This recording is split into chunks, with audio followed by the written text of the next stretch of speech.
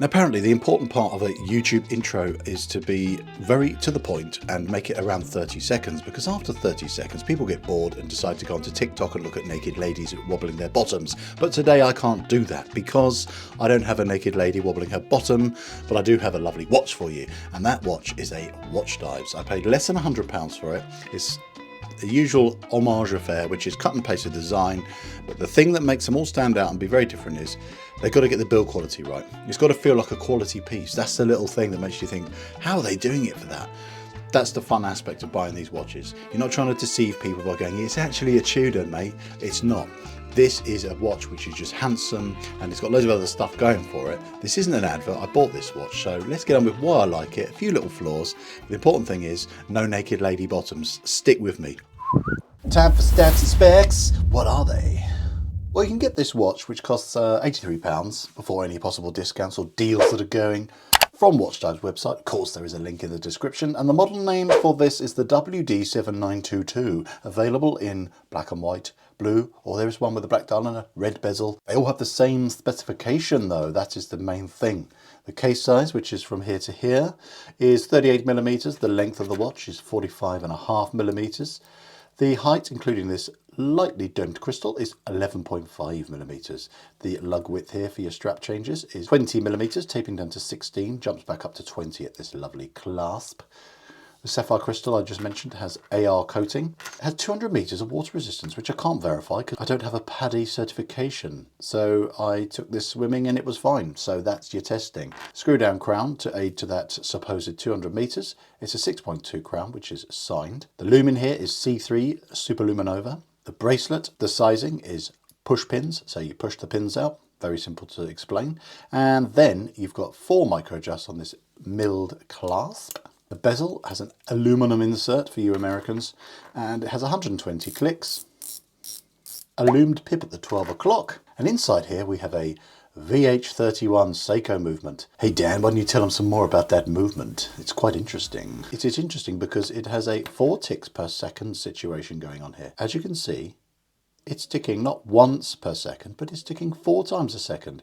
This has a 2-year battery life. This either has 2 joules or doesn't. It depends on the variation of this movement. Only ranges between $8 and $15 to buy, so it's a very cheap movement. It's a very thin movement, and that's pretty much it for facts about this movement. So that's your stats and specs and bits about the movement. So what's the important thing you need to know now while I do this now as a new feature for the channel? And that is discuss, this is obviously paying strong tribute to a Tudor Black Bay 58.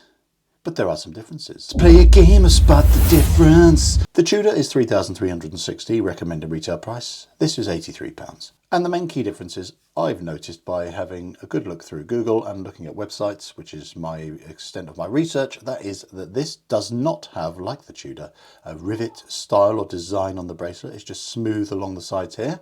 The next difference is this is a quartz movement inside here.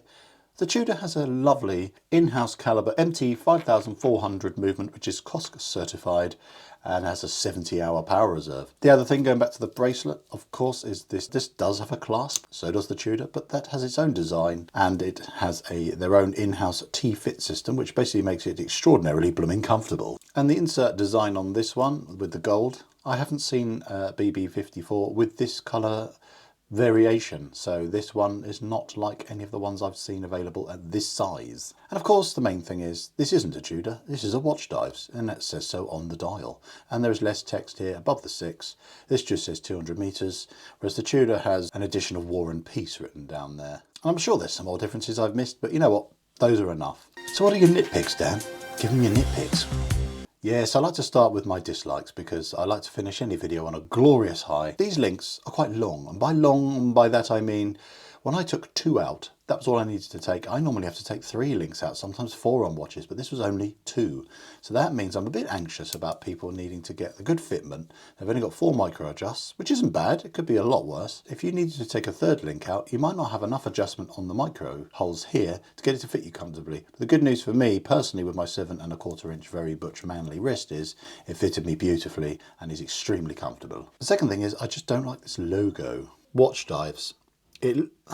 The word's okay, I've heard a lot worse, but I think it just looks a bit ugly. A shield is not too bad, but some people have correctly said it looks a bit like a Harley Davidson logo. It's not the worst I've seen, and apparently, top secret update possibly on a forum, I saw someone mention that they may be tweaking the design to look like something else. And I've said this before, and I always say it is, I'm not a snob, but I think there is always still this bit of a stigma when it comes to this element of cloning. This is obviously an homage, and I've been reviewing homage watches for years, and I've seen watches which are so unbelievably similar to their watches they're paying tribute to. This has a few subtle differences, but at a glance, it really does look like a copy. But it's not. Another little niggle, plain caseback, bit boring, but is a cheap watch. What more could you ask for? And then, last thing, luckily you don't have to interact with it too often, is it unscrews okay, but the crown just feels just a little bit wobbly. As you can see, it's just a little bit wobbly. So that's my dislikes. Tell them what you like, Dan. Yeah, tell them. Is it good? Well, yes, it is blooming good. That's the thing that's very easy to talk about with this watch. It's a blooming good watch. The finishing. I don't know about you, but I like fine brushing. And this is fine. It's smooth. It's so straight. It's so neat.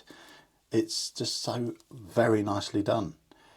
The way I can explain that to you guys is the sheen you get. Sometimes you get a bit of a patchy reflection and it just looks a bit sketchy, a bit dull sometimes, but look at this lovely sheen that it gives off under different light conditions. That's the first thing. When you just suddenly hold and feel and wear a watch, you go, what? This is impressive. The specification, the sapphire, a nice slightly different interesting quartz movement, AR coating on the sapphire, all stainless construction, solid female inlinks, and really nice good quality loom, which I'll show you in a bit more. Price is obviously easy to talk about, 83 quid. You can get them discounted. You can sign up to their newsletter and get another $10 off. Get promo codes occasionally. Keep an eye out. And now I'm going to move on to the comfort. This I've worn loads, different conditions in the pool. I've worn it to work. I've worn it just out and about. I've worn it cycling. It's so comfortable. I never get any hair pulling. I never feel like it's getting stuck on my wrist. I don't get uncomfortable hot spots or anything. Now this is a positive, and also some, I've kind of alluded to it as a negative, the styling. It's elegant, short lug to lug, slim. The dial to bezel to case ratio is spot on. Again, they didn't do that, they copied it. But the point is, all the proportions are very good, which makes this very aesthetically pleasing. It's got that retro vintage vibe, which I really like, because it just looks like a vintage classic watch. And that's aided by that 4 ticks a second, which looks like it's lolloping along like the old vintage watches did. And I personally like that. I wonder what you guys think. Next up, the bezel action. I always like that on a dive watch, is to say how good the bezel action is, and it is bloody good. 120 clicks, nice sound to it, doesn't sound cheap and nasty. The other one I've tried is a bit tinny, but this doesn't sound tinny when you're turning it. No bounce in it, no wobble or play. It feels tightly installed, really nice action, extremely impressive for an £83 watch. And that also applies to this clasp. No, I've had one before on the other watch dives where you go like that, wouldn't undo as easily, it would snag a bit. This has, but it bites and clicks in very neatly. There's no wobble in it. Doesn't sound chintzy or tacky. There's no clicking sounds that you can get with these kind of clasps when they click together. It just feels really solid and very well made. I like that it's a Seiko VH31 with that, I've said before, the interesting 4 ticks a second. But the other thing I like about it, set and forget. This is a 2-year battery life. You set it a few times a year and that's it. I can't find any imperfections. And by that I mean there's no edginess to it. There's no sharp points. There's no snaggy points. There's no bad over brushing or over polishing anywhere. The contrast between the brushed element and this polished chamfer along here, perfectly done. Even between the links, the brushing is done neatly. The fitment of the links, no play, no movement when you go like this. It's not baggy, it doesn't have any rattle or chintz to it. These are all things. The bezel alignment, perfect. There's no fluff or dust under the dial. The hands look neatly polished. There's no snaggy or snotty edges on the hands, which is another thing. The hands all line up when you turn them around to line up the different hours. Everything works as it should. The screwing in and out of the crown, I couldn't find a single flaw.